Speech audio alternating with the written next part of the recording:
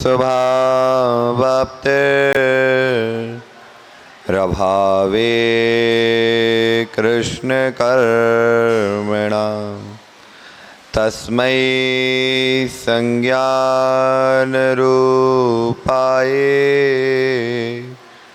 नमोस्तु परमात्मने नमोस्तु परमात्मने नमोस्तु परमात्मने नमो अर्यन्ताण नमो सिद्धाणं नमो आयर्याणं नमो वज्रायाण नमो लोये सभ्यसाव। बोले अनंतानंद सिद्ध परमेष्ठी भगवान की, परम पूजनीय आचार्य पूज्यपाद स्वामी महाराज की, परम पूजनीय आचार्य विराग सागर जी महाराज की, परम पूजनीय आचार्य गुरु विशुद्ध सागर जी महाराज की, 3 कम 9 कोटि भावलिंगी मिराजों की, जैन धर्म की।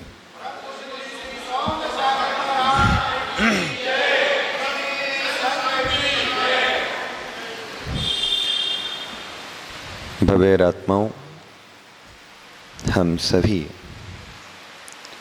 वस्तु के वस्तुत्व का सत्याद्भुत कराने वाली माँ चिन्वाणी के आंचल में विराजते हैं। आचार्य प्रवर भगवत पूज्यपाद स्वामी ग्रंथराज इष्टोपदेशी में इष्ट तत्व की प्राप्ति कैसे हो उसका उपाय बता रहे हैं।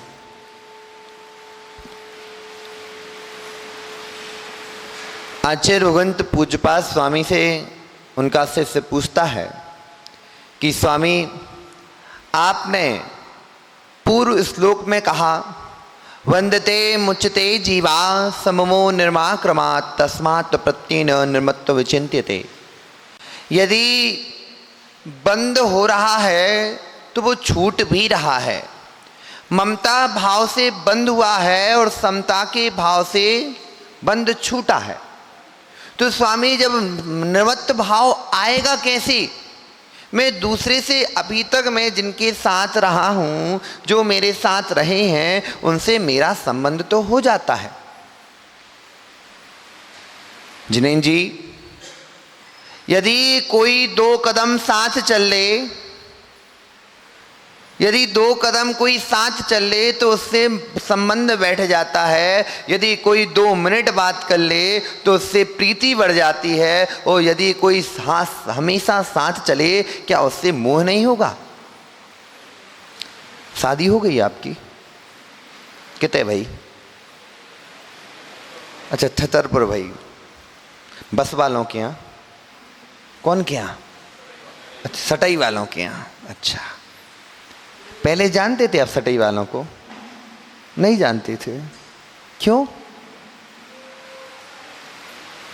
उत्तम दादा, जब इनकी जनकपुरी छतरपुर से सटाई वाले आए, देखने आए और देखकर गए, इन्होंने मात्र उनसे 2 मिनट बात करी। अब अंदर एक संबंध बैठ गया था कि अब तो हमारी इनसे शादी। अरे नया नया तो दूल्हा खड़ा ही है। पंडित जी थे तो देख लो।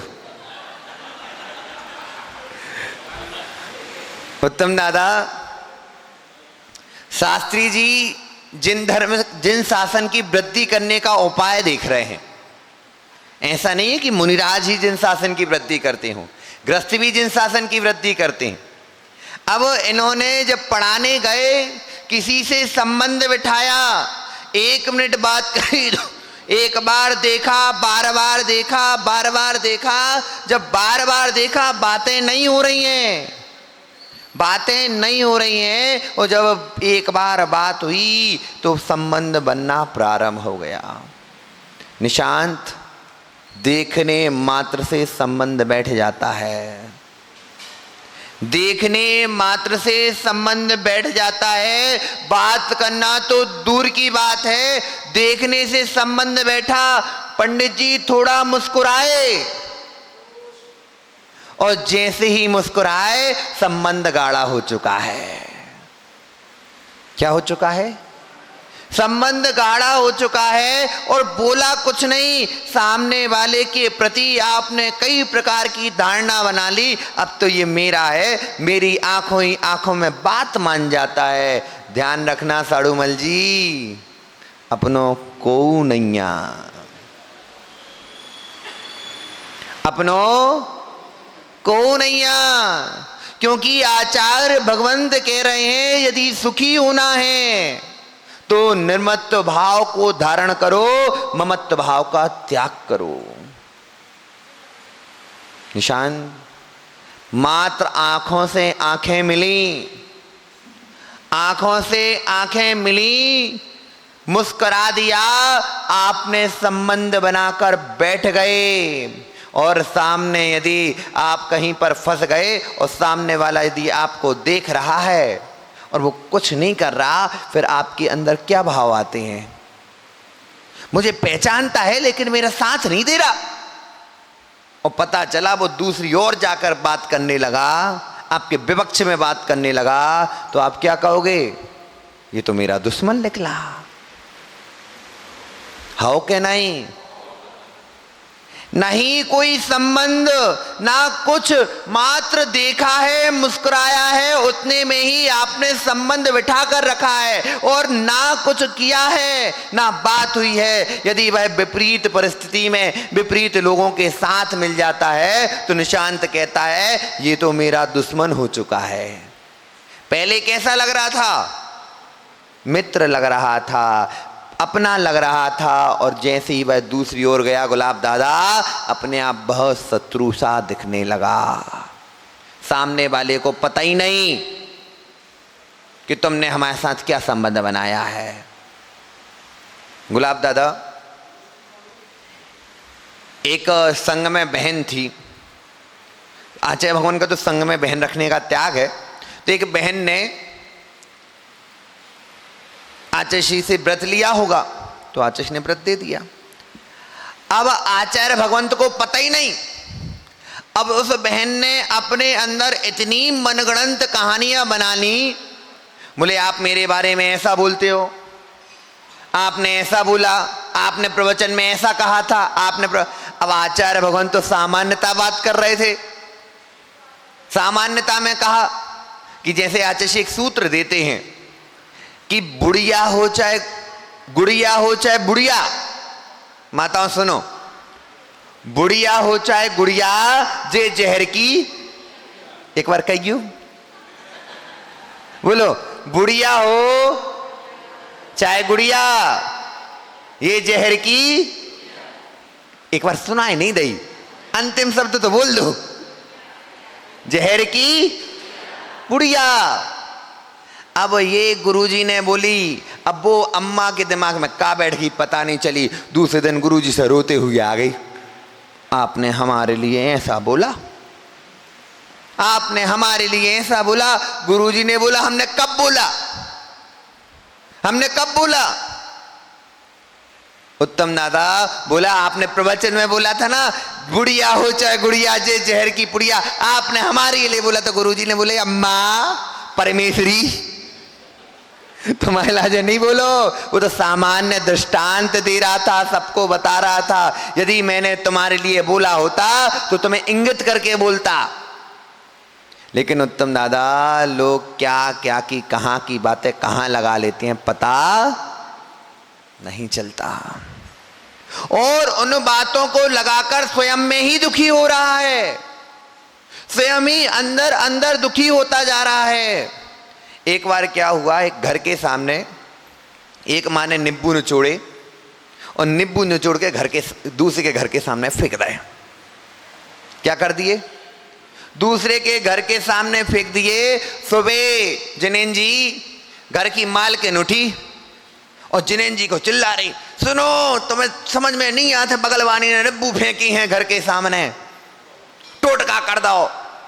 अरे राम, टोटका कर दो बाप। अम्मा चिल्लावो चालू, विवेकहीन थी, चिल्लाना चालू। जिनेंद्र जी कह रहे परमेश्वरी शांत हो जा, निब्बू निचोड़े हैं, टोटका नहीं है। बोले नहीं टोटका है, अपने ही घर के सामने काय फेंके, फेंकनी तो नाली में फेंक देती, अपने ही घर के सामने काय फेंके।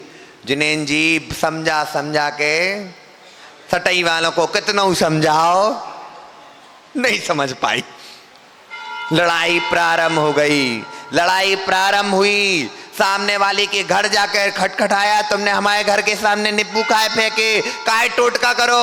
उन्हें कही अम्मा हमने कछु टोटका ही नहीं करो, वो तो नॉर्मली फेंक देते, हमारे घर के सामने थे, कुत्ता ने जाकर उसे फेंक दे। यानी हम कितनी जल्दी संबंध बना लेते हैं, हम कितनी जल्दी संबंध बना लेते हो। जैसे जैसे संबंध बनते हैं वैसे वैसे ही दुख होना प्रारंभ हो जाता है। दुख मात्र संबंधों का है। जब ममत्व भाव जागता है तो संबंध भाव जाग जाता है, और जैसे ही संबंध बैठता है पंडित जी, वह संबंध आंखों से आंसुआ ढारने लगता है।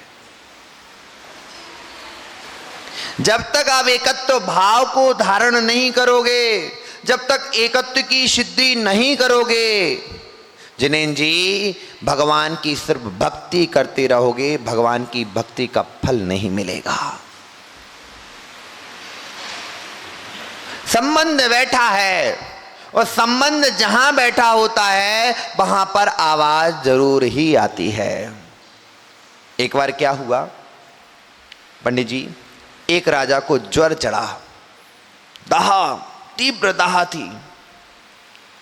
वह दाह ऐसी थी कि किसी से शांत नहीं हो रही थी, शांत नहीं हुई, और शांत ना होने पर वैद्यों को बुलाया गया।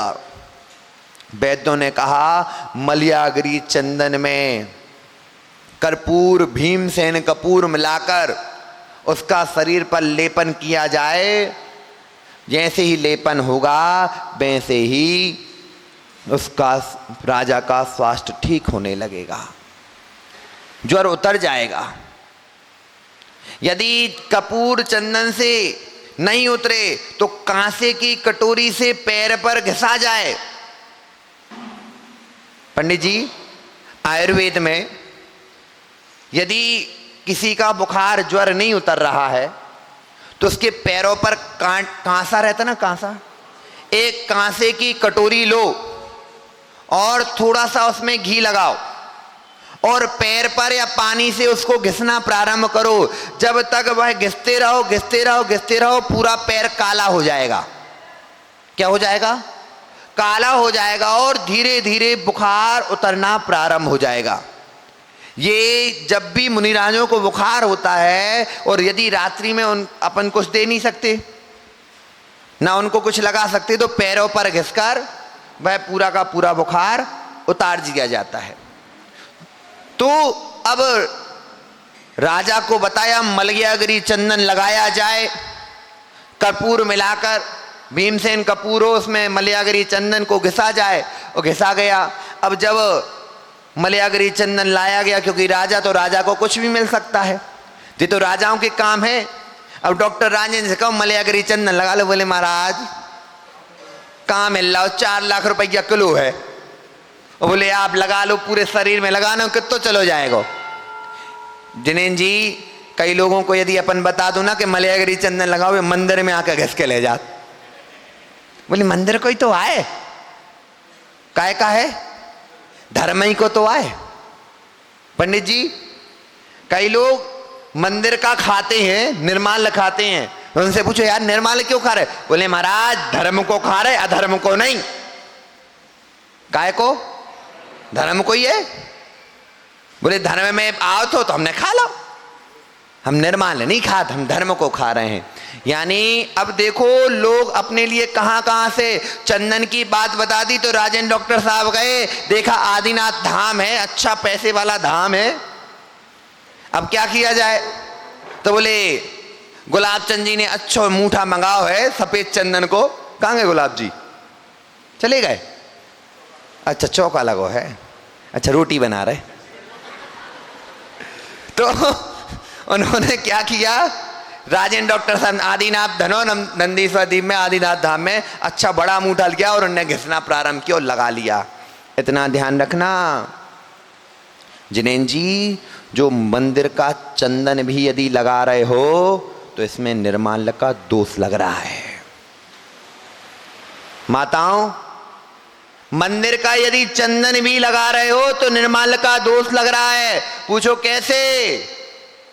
पूछो माताओं। मां, वो चंदन का मूठा किससे आया है? आपने पैसे दिए थे क्या? बोले गुल्लक में से जो पैसे निकले और गुल्लक के पैसों से चंदन का मूठा आया और आपने उसे घिसा और लगा लिया। इतना ध्यान रखना। पंडित जी आचार्य भगवंत वसुनंदी श्रावकाचार्य जी में लिखते हैं, यदि निर्माल्य का भोग किया तो 60 वर्ष तक विष्ठा में कीड़ा बनना पड़ेगा। पहले सुनो तो, पहले पूरी बात तो सुन लो। अब डॉक्टर राजेंद्र जी मालूम जल्दी ढूंढा थे कि फंस ना जाए, टीकमगढ़ की आए और पंडितों के बीच में नहीं तो सोचा था कहां से हाथ लगा रहे हैं, कहां से घूमे और निकल रहे। जब भी पूजन करने आओ तो जो आप टेबल कुर्सी, ये देखो कितने सारे पंखे चल रहे, हवा लग रही क्या उनकी?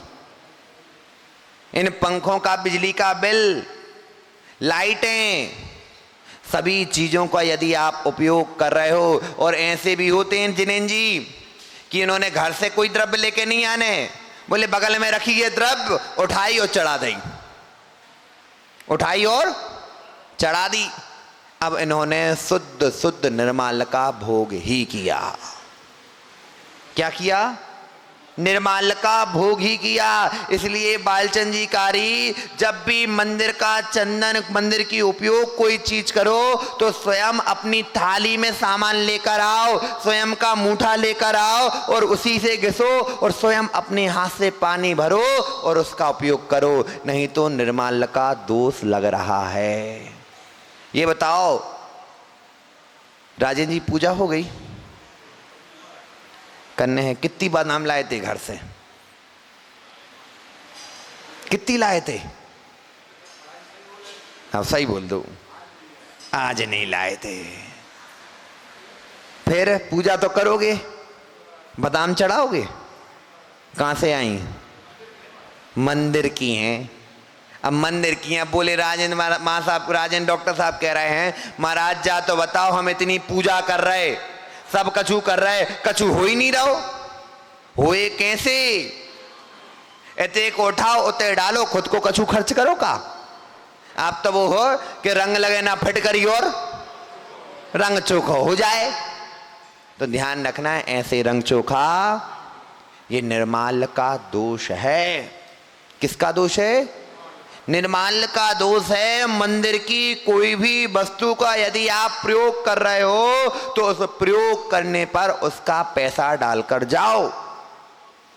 चंदन लगाया, पानी उपयोग किया, लाइट उपयोग की, सब कुछ उपयोग किया। आपने कहा मंदिर तो हमारा है, हम क्यों पैसा दें? भैया घर भी तो तुम्हारा है, तो बिजली का बिल भरने क्यों जाते हो? बिजली का बिल भरने क्यों जाते हो? बोले नहीं महाराज, वो तो हमारे लिए उपयोगी है, तो ये उपयोग नहीं कर रहे हो क्या? इसलिए ध्यान रखना, मंदिर की वस्तुओं का उपयोग करो तो उसका आप स्वयं पेमेंट कर दो। फिर जैसे ही चंदन को घिसना चालू प्रारंभ हुआ, मलयागरी चंदन आया। अब मलयागरी चंदन नौकरों से नहीं घिसा जाना। राजा की तबीयत खराब है तो पत्नी ही घिसेगी। रानियां थी उनके पास, जितनी रानियां थी उन रानियों ने चंदन घिसना प्रारंभ किया। चंदन घिसा, और जब चंदन घिस रहे थे तो अब रानी तो रानी, सोने चांदी की चूड़ी पहनने वाली, उन्होंने जब चंदन घिसा तो राजा के कान में आवाज आना प्रारंभ हुई। राजा ने कहा कौन शोरगुल कर रहा है? ये मंत्री से कहा शोरगुल बंद करवाओ, शोरगुल बंद कराओ। मंत्री कहता है कि राजन, आपके लिए औषधि रूप चंदन घिसा जा रहा है, उसकी आवाज है। अच्छा, मंत्री ने दिमाग लगाया, क्या किया जाए। रानी के पास गए और रानी से कहा, आवाज ना आए ऐसा चंदन घिसो, ऐसा कोई प्रयोजन करो। उन्होंने प्रयोजन किया, क्योंकि रानी कहती एक चुटकी की बात है, एक समय की बात है, क्या किया जाए। तो उन्होंने अपने हाथों से सिर्फ एक चूड़ी छोड़ी और पूरी की पूरी चूड़ी निकाल दी। अब चंदन घिसने की आवाज आना बंद। राजा फिर टेंशन में, बोले मेरे उपचार के लिए चंदन नहीं घिसा जा रहा क्या? मेरे उपचार के लिए चंदन नहीं घिसा जा रहा? प्रीतेश, राजन, मंत्री कहता है राजन चंदन तो घिसा जा रहा है। तो बोले आवाज क्यों नहीं आ रही? बोले रानियों ने अपने हाथों से पूरी चूड़ियां उतार दी और मात्र एक चूड़ी छोड़ी। राजा ने सोचा जब एक बची है तो आवाज नहीं आ रही, जब सबको साथ में लेके चल रहे थे आवाज बहुत आ रही थी। राजा के अंदर भाव चलना प्रारंभ हुए, एकत्व में ही सुख है, अनेकत्व में दुख है। जहां एकत्व भाव आ जाता है, राजा रात में सोच रहा था, सो रहा था, जब वह इस भाव को जैसे जैसे परिवर्तन करना प्रारंभ हुआ, वह अपने आप सुबह जो चंदन से मिटा नहीं मिटा। चंदन तो लगा था, 15-20 मिनट बाद सूख गया और सूखने के बाद अब वह दाह तो थी कि इतने जल्दी मिट तो नहीं सकता है, लेकिन जब एकत्व भाव की ओर दृष्टिपात किया, उत्तम दादा सुबह तक वह जो 15 दिन से बीमार था पूरा राजा स्वस्थ हो गया। किससे? एकत्व भाव से। एकत्व भाव से यदि एकत्व भाव लेकर चलोगे, द्रव्य दृष्टि साथ में लेकर चलोगे, डॉक्टर राजेंद्र, अपने आप सुखी हो जाओगे। एक होती है द्रव्य दृष्टि, एक होती है पर्याय दृष्टि। जब द्रव्य दृष्टि की ओर दृष्टिपात करते हैं तो आचार्य भगवंत कहते हैं कि मैं एक हूं, एकाकी हूं, मैं किसी के द्वारा बंधा हुआ ना कोई, मैं किसी को बांध सकता हूं ना कोई मुझे बांध सकता है, ना मैं किसी का परिवर्तन कर सकता हूं ना कोई मेरा परिवर्तन कर सकता है। जिनेन जी, मंदिर किसने बनवाया? समाज ने बनवाया। कपड़ा किसने बनाया? आपने अपना घर बनाया कि नहीं बनाया? आपने ही बनाया। सही बता ना, आपका साथी है ना, बनवाया है। बदल गए भाव, बोल रहे बनवाया है, बनाया नहीं है, नहीं बनाया है। जल्दी पलट जात हो, बनिया पुत्र हो ना, तो वो तो जैसे ही देखत फंसे वाले हैं तो भैया निकल लो। पंडित जी, जब जीव द्रव्य दृष्टि की ओर दृष्टिपात करता है तो फिर वो संबंधों को छोड़ देता है। एक होता है सहयोग, एक होता है साथ। दो शब्द लेना, एक होता है संयोग, एक होता है साथ। ये बताओ, आपके माता पिता परिवारजन सहयोगी हैं कि साथी हैं? आपके माता पिता परिवारजन आपके सहयोगी हैं कि साथी हैं? सहयोगी हैं, साथी नहीं है। बात बड़ी है सुभाष जी, इसलिए तो उनसे हम कठिन पूछा। सहयोगी हैं कि साथी हैं? चित्त तो हमारी पट्टी है, चक्का भी हमाओ। सहयोगी की साथी? सहयोगी क्या कहलाता है? जो साथ चले। फिर साथी कौन होगा? जो संयोग है, अयुत सिद्ध है कि युत सिद्ध है। पंडित जी सहयोगी अयुत सिद्ध है कि युत सिद्ध है? युत सिद्ध है, अर्थात जिसका संबंध बनाया गया है, पर के साथ जोड़ा गया है, उसका नाम संयोग है। और साथ ही जो परमानेंट आपके साथ रहता है, जो परमानेंट आपके साथ रहे, उसका नाम साथी। और जो एक समय के बाद संबंध छोड़ दे, उसका नाम संयोगी। माता पिता ने संयोग छोड़ दिया, छोड़कर चले गए। पत्नी ने संयोग छोड़ दिया, छोड़कर चले गए। बेटे ने संयोग छोड़ दिया, छोड़कर चले गए। इस शरीर ने भी संयोग छोड़ दिया, छोड़कर चले गए। मात्र अपना ज्ञान दर्शन मात्र एक ऐसा है जो कभी भी छोड़कर नहीं जाता है, अयुत सिद्ध है। यदि जिसका संबंध होता है, जिसका उत्पाद हुआ है, उसका व्यय निश्चित है। जिसका उत्पाद हुआ है उसका व्यय निश्चित है, और जिसका व्यय हो रहा है उसका उत्पाद भी निश्चित है। पर्यायें संयोगिनी होती हैं, द्रव्य अयोगिनी, अर्थात उसका योग नहीं होता है। जितनी भी आप संसार में विराजे हो, जितने भी विराजे हो, सभी संयोग के बस विराजे हो, और संयोग छूटता ही छूटता है। ये बताओ कितने लोग अभी घर को छोड़कर आए हैं? कितने लोग अपने घर को छोड़कर मंदिर आए हैं? 1 2 3 4 5 सभी छोड़ के आए। काय को झूठ बोला था? काय लवर यहाँ कर रहे हो? गुलाब दादा ये घर को छोड़ के आए हैं। प्रीतेश बराइठा छोड़ के आए का? हाओ के नहीं? बेचारो उत्तम दादा मोड़ा ढूंढ रहा है, कोई मिल जावे। मोड़ा ढूंढ रहा है, कोई संयोग मिल जावे। लेकिन इतना ध्यान रखना बेटा, अच्छा आग हो गई, इतना ध्यान रखना, संयोग के चक्कर में मत पड़ना। अभी एक भजन चलता है, साथी हमारा, गाना नहीं, एक भजन चलता, कौन बनेगा? कहाँ गए पंडित जी, चलेगा का?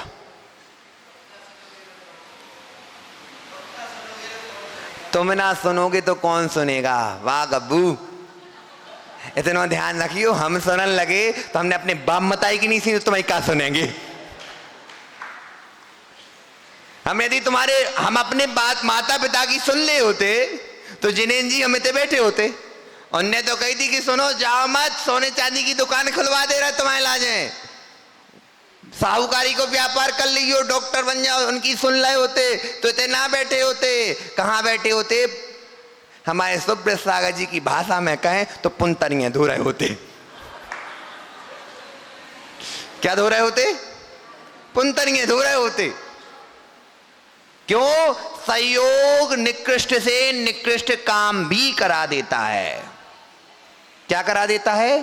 संयोग निकृष्ट से निकृष्ट काम भी करा देता है। संयोग एक ऐसी वस्तु है जो यदि संबंध बैठ जाए तो व्यक्ति का जीवन बर्बाद कर देती है।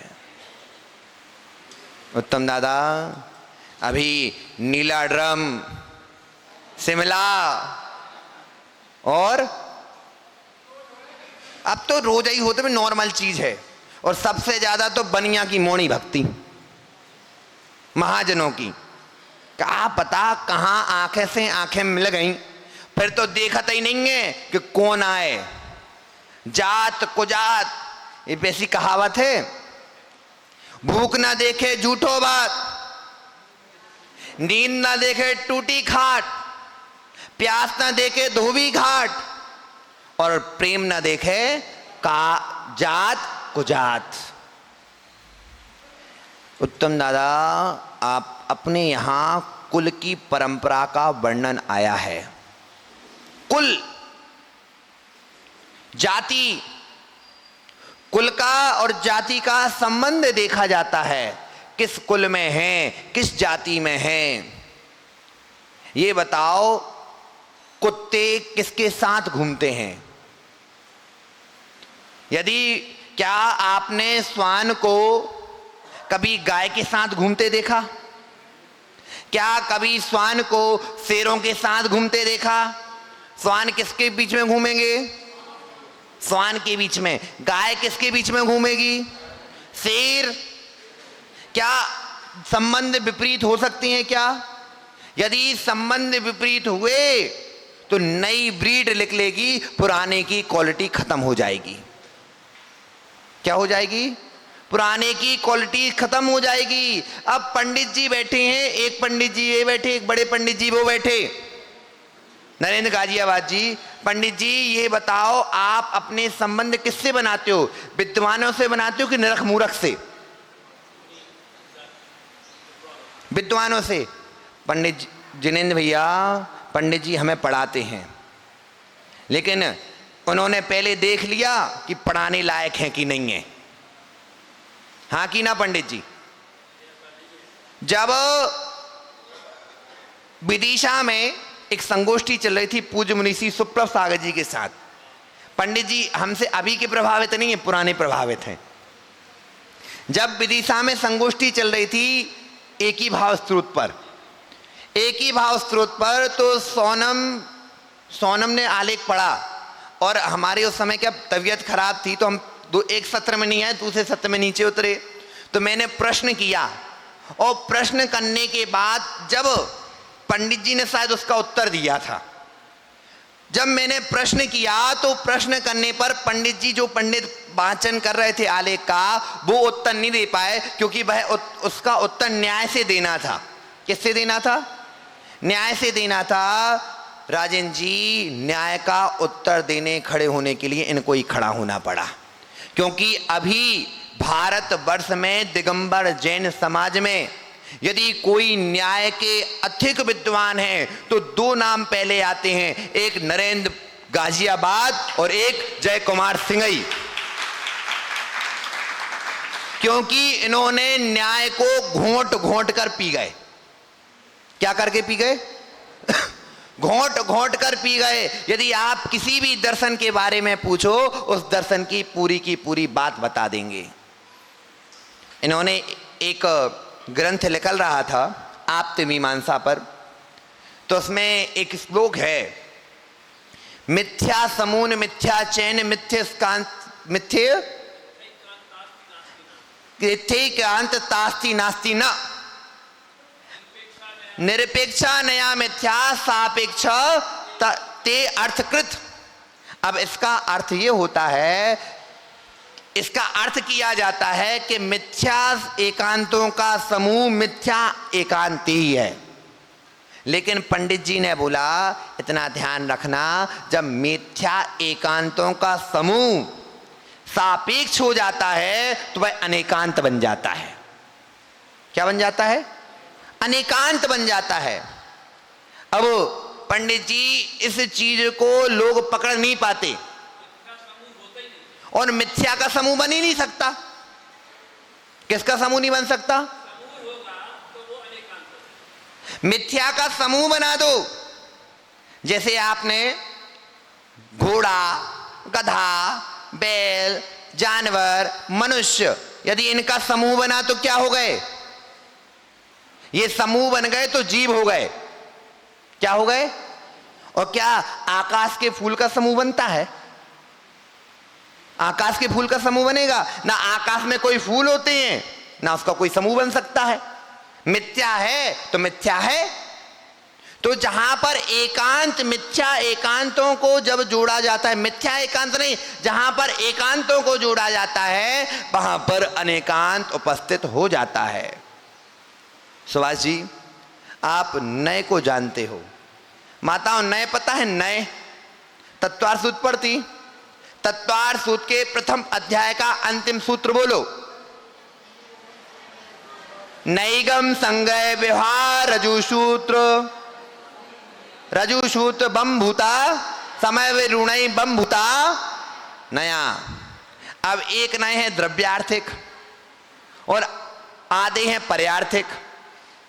द्रव्यार्थिक नए कहता है कि मैं खंडित नहीं होता, मैं अखंड हूं, मैं नित्य हूं, मैं चित्तन हूं, मैं अभी हूं, बाद में भी रहूंगा। लेकिन पर्यार्थिक नए क्या कहता है?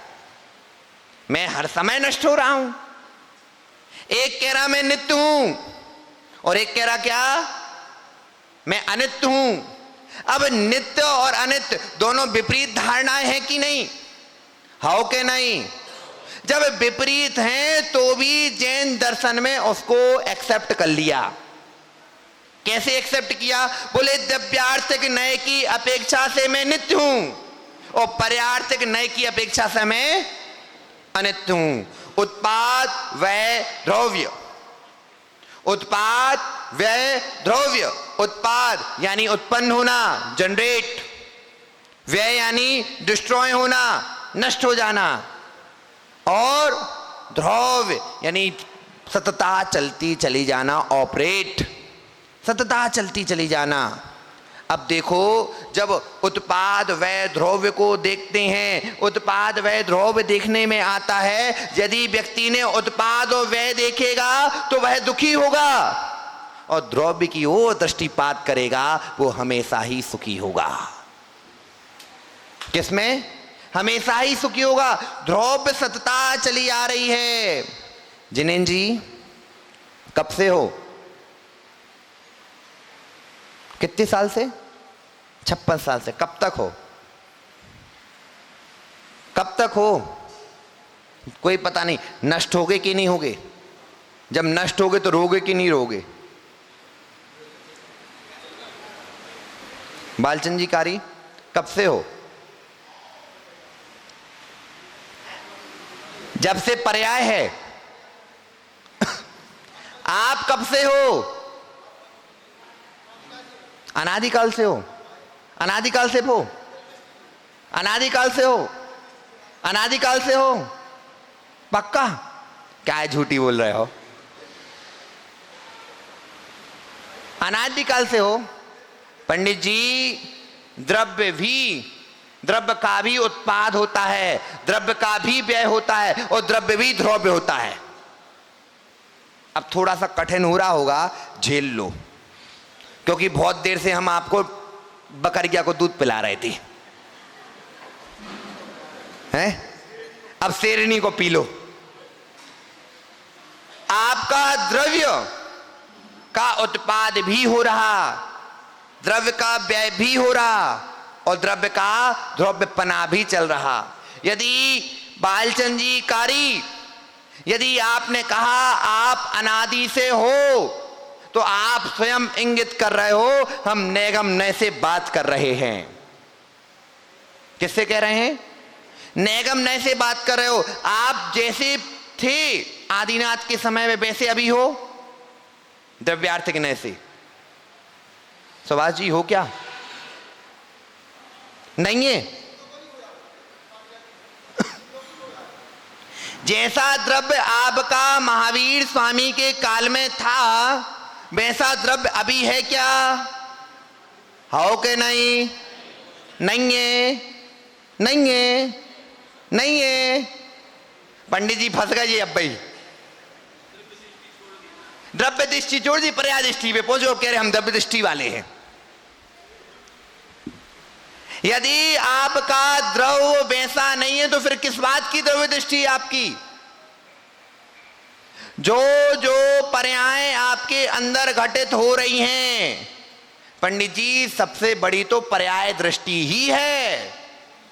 यदि कहा जाए द्रव्य दृष्टि तो भावना है, द्रव्य दृष्टि तो भावना है। जो जो आपके अंदर पर्याय घटित हो रही हैं, जो पूर्व में आपका द्रव्य था वर्तमान में वो द्रव्य है ही नहीं, और यो अभी वर्तमान में द्रव्य है ये भविष्य में होगा नहीं।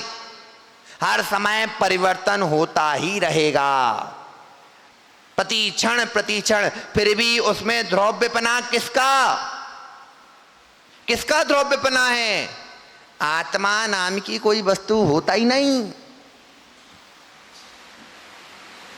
आत्मा नाम की कोई वस्तु है ही नहीं। जीव है, द्रव्य में जीव है, जीव अजीव। तो जो जीव द्रव्य है बालचंद जी कारी, वह पूरा का पूरा जीव द्रव्य में जो अन्वय से ज्ञान गुण, दर्शन गुण, सुख गुण और वीर गुण अन्वय से चला आ रहा है, उसकी पर्यायों को नहीं देखना। यदि आप पर्यायों को देखना प्रारंभ कर दोगे तो पर्यार्थिक नय में चले जाओगे, और यदि आप परमानेंट उसको देखते रहोगे तो वह पूरा का पूरा द्रव्य पर्यार्थिक नय से दिखेगा। माताओं, एक प्रश्न पूछूं, बताओगी? रोटी बनाई, कौन कौन ने बनाई? बना लेती, कच्ची के पक्की के वो स्वान होता, स्वान, श्वान देखा आपने? स्वान के कानों के जैसी बनाते क्या? आड़ी टेढ़ी जली भई, हाँ कि ना? आप नहीं बताओगे, इनसे पूछ लें का, ये बता देंगे। रोटी अच्छी मिल रही है आप लोगों को? व्यवस्थित? लगता है नंदीश्वर की अम्मा रोटी बना के जानती हैं। अब प्रश्न है, अब आप ऐसा बनाते हैं? हाँ, अच्छा, और कछु कहे तो मिलो नहीं, मिल जाएगी, नहीं मिले तो हमारे पास आ जाएगी, हमारे पास बहुत मिल जाए, फिर तो मैं पड़गा के लेके जाएंगे। चलो महाराज। पंडित जी द्रव्य दृष्टि की ओर दृष्टिपात करते हैं। रोटी बनी काय से? किससे? आटे से। रंग कैसा था? कैसा था? सफेद था। वजन कैसा था? हल्का की भारी? हल्का भारी? भारी था, ठीक है। गंध कैसी थी? कच्चे आटे की गंध, कच्चे आटे के जैसी थी। स्पर्श, रस, गंध, वर्ण सफेद। स्वाद कैसा था? अच्छा, कच्चे आटे का अच्छा था क्या? बोले नहीं महाराज, वो कच्चा लग रहा था, मुंह को अच्छा नहीं लग रहा। अब देखो, सहयोग मिला किसका? अग्नि का। किसका सहयोग मिला? अग्नि का सहयोग मिला। पूरी की पूरी पर्याय बदल गई। जो गीली आटे की लोई थी, उसका रंग जो थोड़ा थोड़ा ब्राउन था, अब वो पूरा सफेद हो गया। जो उसका भारीपन था, अब रोटी हल्की हो गई। जो उसके अंदर रस था, अच्छा नहीं लग रहा था, वो रस भी दिखने लगा। और जो पहले रोटी चिकनी दिख रही थी, अब थोड़ी खुरदुरी हो गई। बदला कि नहीं बदला? बदल गई कि नहीं? पूरी की पूरा आटा बदल गया, पूरी की पूरी रोटी बदल गई। अब बताओ बदला क्या? रोटी बदली कि पुद्गल बदला? क्या बदला? पुद्गल बदल गया? पुद्गल बदल गया? हाँ कि नहीं? पुद्गल बदला कि नहीं बदला? पंडित जी क्या बदला? पुद्गल बदला कि पर्याय बदली? यदि पुद्गल बदल गया तो जो रोटी आपने तवे पे डाली थी, वो रोटी अब आपको मिलनी नहीं चाहिए, दूसरी रोटी होनी चाहिए थी। एक ही गुण के अंदर, एक ही द्रव्य के अंदर जो उसके गुण थे, स्पर्श गुण हमेशा रहा, लेकिन उसकी आवंतर सत्ता में बदल गया। रस गुण वही था, उसमें बदल गया। जैसे आम, कच्ची कैरी खट्टी और पक गई तो क्या बदला उसमें? क्या आम बदल गया? लेकिन उसके अंदर के रस भी बदल गया, गंध भी बदल गया, वर्ण भी बदल गया और स्पर्श भी बदल गया। लेकिन आम बदला क्या? नहीं बदला ना। ऐसी ही यही हमारी आत्मा, यही हमारी आत्मा जो पूर्व में थी, वर्तमान में है, भविष्य में भी होगी, मात्र वह द्रव्य दृष्टि से तो सतत चली आ रही है, पर्याय की दृष्टि से हमेशा परिवर्तन करती जा रही है। जैसी जैसी पर्याय मिलती जाती हैं, वैसे वैसे परिवर्तन होता चला जाता है। लेकिन क्या कहें, बालचंद जी कारी मन में बैठी है ममत्व भाव। मन में बैठा है ममत्व भाव, उस ममत्व भाव को अपना मान लिया। पैसे कम होने लगे। कारी जी एक आपके रिश्तेदार हैं अटारी वाले, नाम सुनी? जो पहले भगवान आदिनाथ की मूर्ति रखने वाले थे। हो के नहीं? अब जो हो हमें नहीं पता नाम। उत्तम दादा, इनके रिश्तेदार भगवान की प्रतिमा के लिए पहले तो कह दिया हो रखना है। अच्छा, पड़ोसी आए, भगवान की प्रतिमा रखना है, और बाद में कहते यार इतने सारे पैसा चले जाएंगे, इतने सारे पैसा तो आ गए, इतने ले लो उतने ले लो। लेकिन उत्तम दादा, होने को कोई नहीं टाल सकता।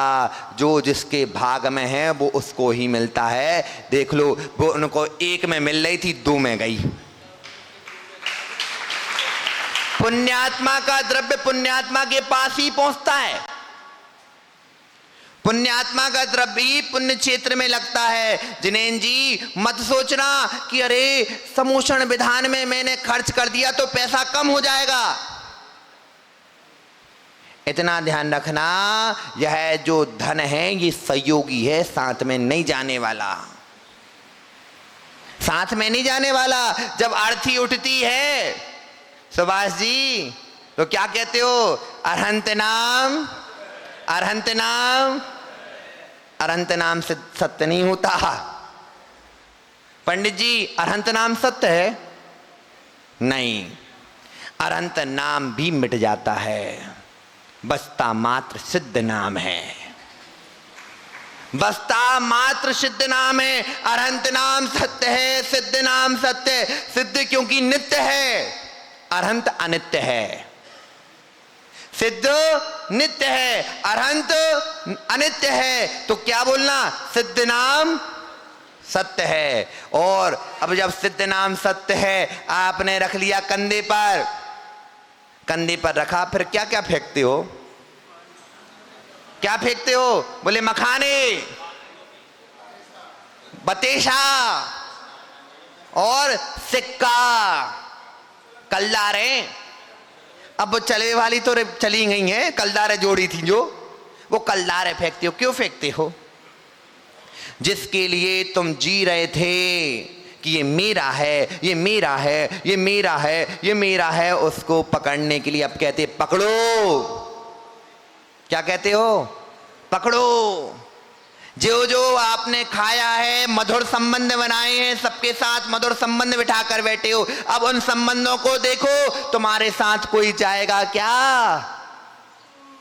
अभी तक सभी के पंडित जी, सभी घर छोड़कर आए हैं लेकिन छोड़ा नहीं है। सभी ने घर छोड़कर आए हैं लेकिन छोड़ा। एक बार क्या हुआ, एक राजा था प्रीतेश, एक राजा था। अब राजा को हुआ वैराग्य।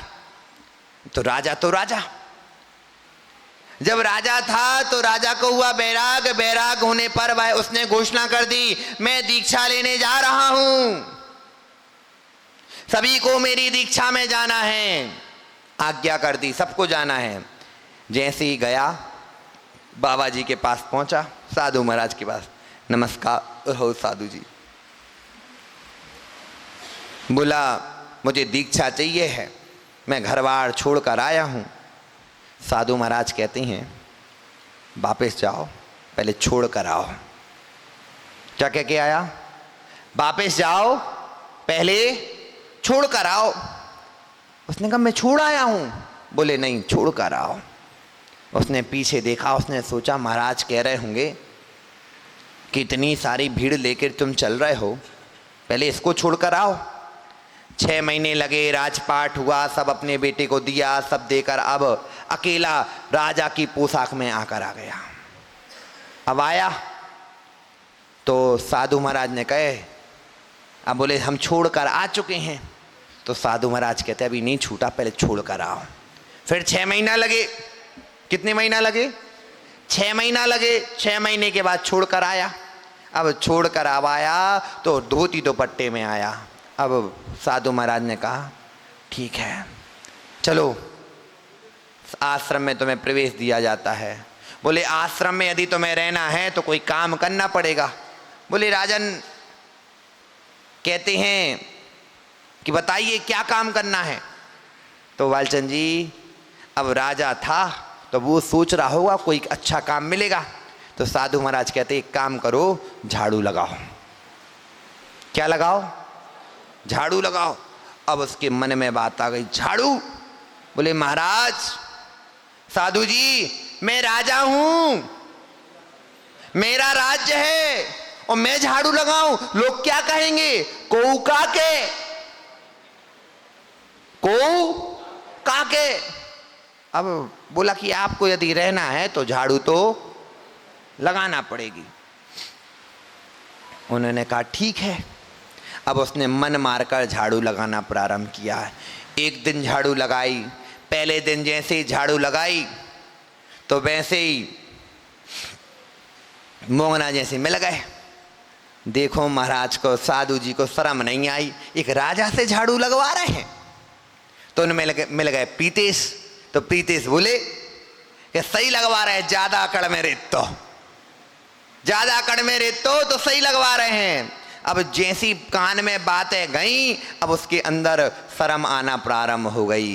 इतनी शर्म आई कि झाड़ू के, लेकिन अब साधु बनना है, एकाकी होना है।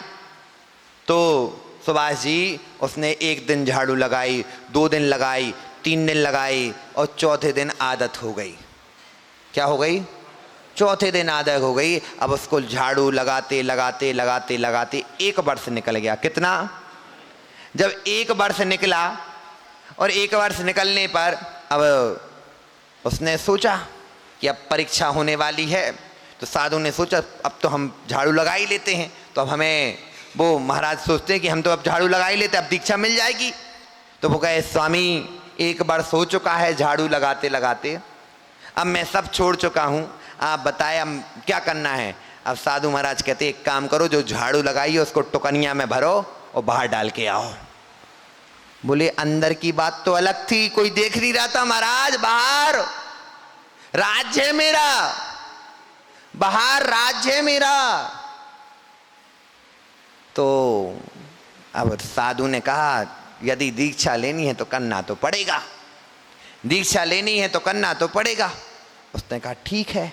उसने उठाई टुकनिया, टोकरी उठाई, कचड़ा भरा और बाहर ले जाकर जहाँ डालना था वहाँ पर साधु जी ने पहले एक व्यक्ति को खड़ा करके रखा था और जैसे वो जा रहा था दिया मिला के धक्का, जैसे ही धक्का गला टोकरी नीचे गिर गई।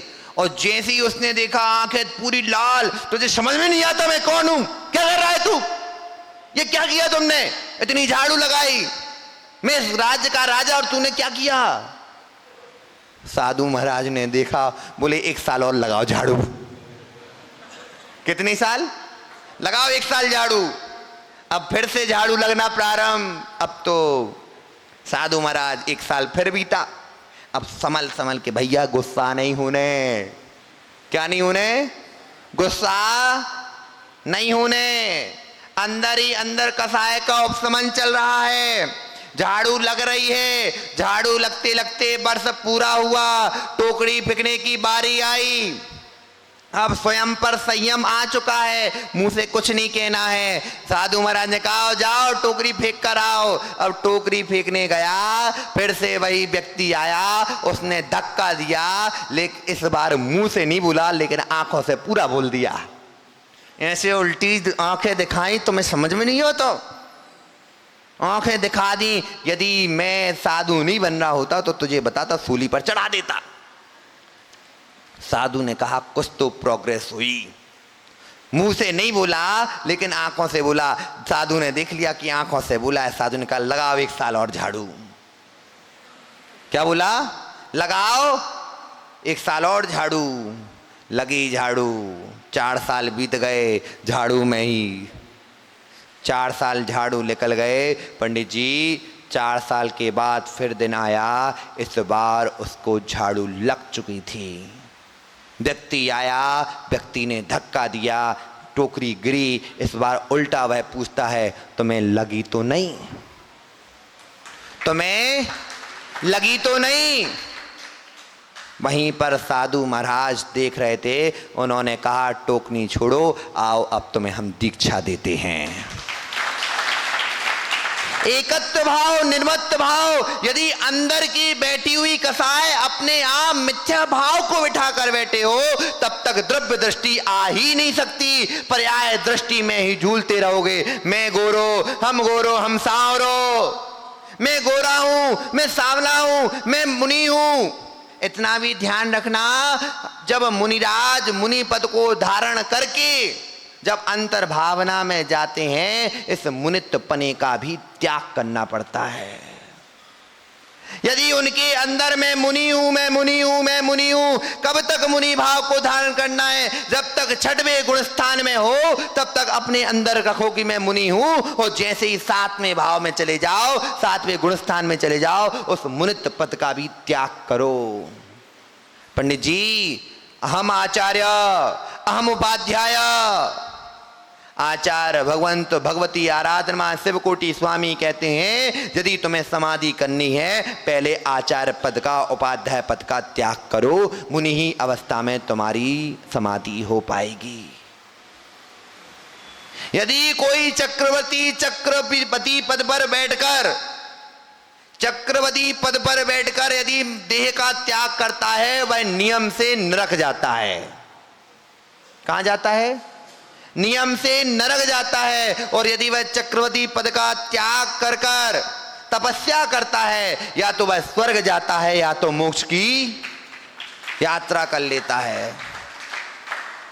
जिनेन्द्र जी, एक नियम ले सकते? जब आपकी अंतिम श्वासें आपको लगने लगे कि मेरी अंतिम श्वास चल रही है, उस दिन घर का त्याग कर देना। कर दोगे? पक्का? 9 बार नमोकार मंत्र पढ़ लो। कौन कौन कर सकता है? अंतिम श्वास पे, उसके पहले कर लो तो, उसके पहले कर लो तो। लेकिन उत्तम दादा पहले नहीं कर सका।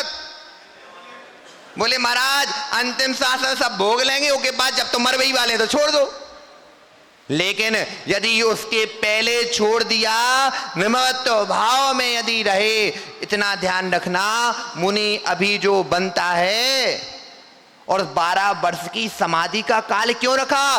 12 वर्ष के अंदर यदि किसी आचार्य परमेष्ठी को, किसी मुनि परमेष्ठी को अपने संग से यदि ममत्व भाव आ चुका है, तो 12 वर्ष के अंदर वो ममत्व भाव कम होता जाता है। और सबसे ज्यादा ममत्व भाव होता है भोजन से। किससे? भोजन से। व्यक्ति फिर संबंध नहीं देखता। यदि भोजन अच्छा है तो भोजन पर लोलुपता आती है। आचार्य भगवंतों ने कहा 4 वर्ष तक अपने भोजन का निर्मत्वपना लेकर आओ। कितने वर्ष में? 4 वर्ष में। और अंतिम समय में बचता पानी है, उस पानी का भी त्याग करवा दिया जाता है। त्याग करवाया नहीं जाता, त्याग हो जाता है। क्या हो जाता है? किससे? निर्ममत्वता से। जिस पानी को पीने से हमारे अंदर पानी सबसे प्यारा होता है, एक बूंद भी पानी अच्छा लगता है, उस पानी का भी त्याग कर दिया जाता है। इसलिए जिनेन्द्र जी, अंतिम समय आने के पहले ही घर का त्याग कर देना, अपनी जिम्मेदारियों से पूर्ण विरक्त हो जाना, वानप्रस्थ आश्रम की तैयारी कर लेना, और वानप्रस्थ आश्रम की तैयारी पूर्ण हो जाए तो संन्यास आश्रम की ओर प्रस्थान कर जाना। क्या कर जाना? संन्यास आश्रम की ओर प्रस्थान कर जाना। यदि संन्यास आश्रम की ओर प्रस्थान नहीं किया बालचंद जी कारी, नियम से नरक और निगोद की यात्रा निश्चित है। पंडित जी, आचार्य परमेष्ठी को भी संन्यास आश्रम की व्याख्या है कि नहीं? संन्यास आचार्य परमेष्ठी भी संन्यास को ग्रहण करते हैं। कब? जब वह समाधि को धारण करने के लिए स्वयं का संग छोड़ते हैं, और संग छोड़कर पर संग में जाकर वहां पर समाधि को धारण करते हैं। आपका समय हो चुका है अभी, लेकिन कारिका पूरी नहीं हुई। अभी निर्मत्व भाव को बताया है कैसे आएगा, लेकिन होता कैसे है उसको कल अपन से जानेंगे, क्योंकि आपका समय हो चुका है और समय पर किया हुआ काम समय को दिलाता है। बोलो भगवान महावीर स्वामी की। सभी लोग अभी बैठ